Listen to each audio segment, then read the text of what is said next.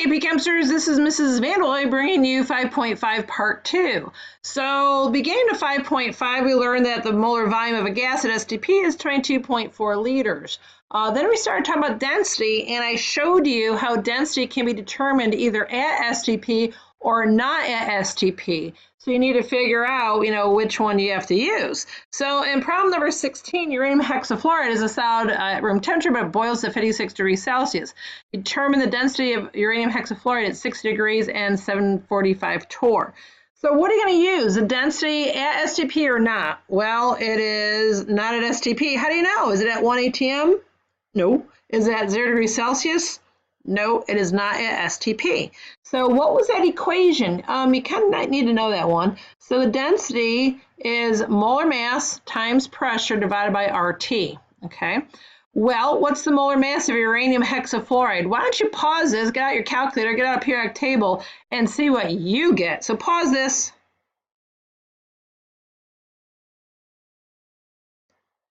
All right, welcome back. Let's see what happened here. This is what I got for uranium hexafluoride's molar mass. That's pretty big. What else do we need? We need pressure. Oh yeah, we need pressure. Do I put 745 torr in here? Of course not. I have a little X here. What does that X mean? It's not in ATM. If you're ever using the R value, it must be in atmospheres. Are you using the R value? Well, yes, you are. And what's the other thing now? We need temperature. Temperature has to be not in Celsius, but in Kelvin. All right, so once again, what am I going to show you? What happens to our units? Moles cancels out, right? What else? ATMs cancel out. That's why it can't be in torr. Kelvins cancels out. And what's left is grams. I'm trying to circle that. Grams per liter. And what do I get? 12.6 grams per liter. Holy cow, that's really dense. If I had a balloon filled with that, guess what? It will go thud. All right, so that is the last example of working on the density. So the third part of this is about molar mass of a gas. Now recall, molar mass is what? Grams per mole. So what is needed? Grams and moles. So in order to use Pivner, all right, mass has to be given, all right?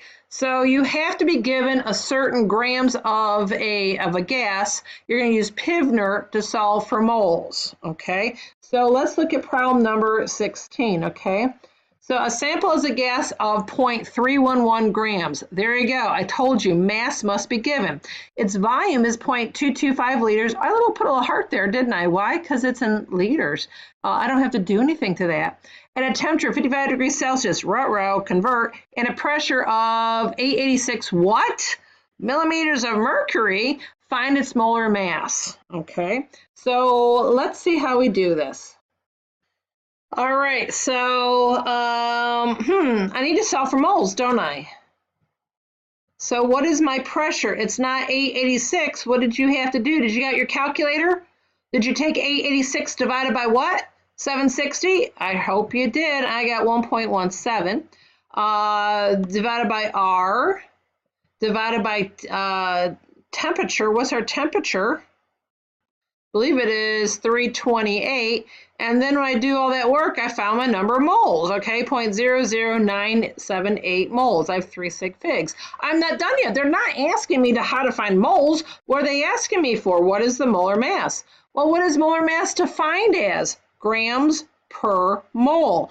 Have I been given grams? Yes, I have. It is 0.311 grams. They gave it to me right here. Do you see that? So what about my moles? This is what I just got.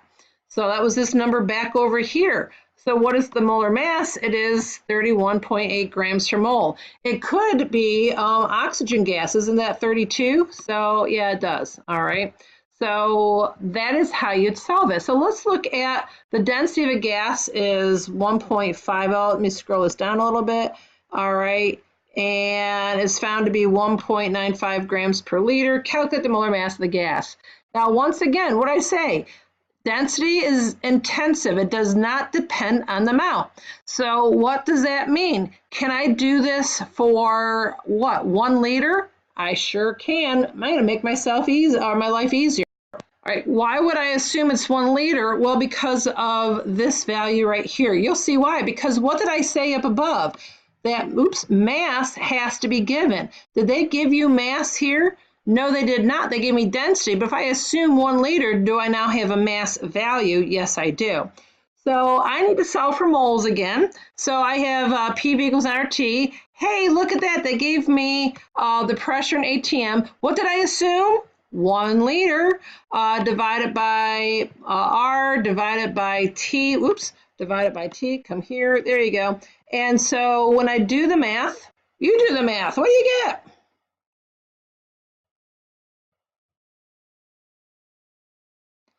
All right, this is what I got. N equals 0.0609 moles. So now what?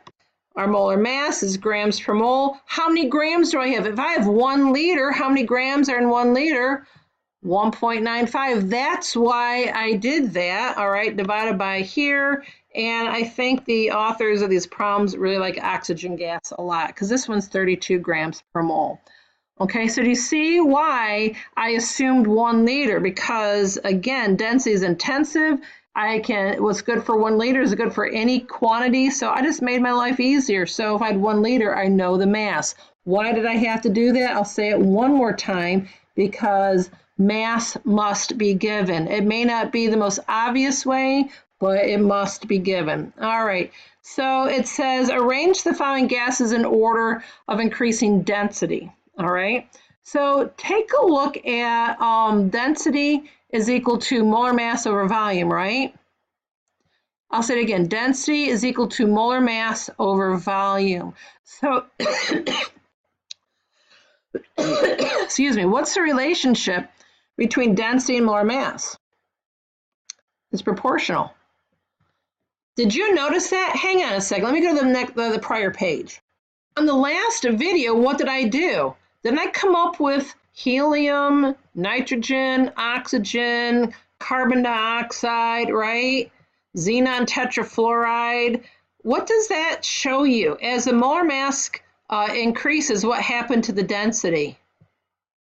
It went up, okay? So I can say the density is proportional to its molar mass. Okay, let's go back to that last problem then. So problem number 18 says arrange the following gases in order of increasing density. So what are they actually asking you? Arrange them in order of increasing molar mass. So why don't you take a minute out and do that and see what you get.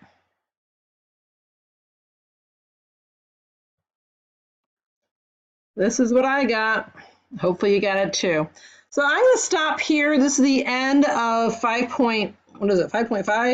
5.5. So don't wait to be great. We'll see you at 5.6. Bye-bye.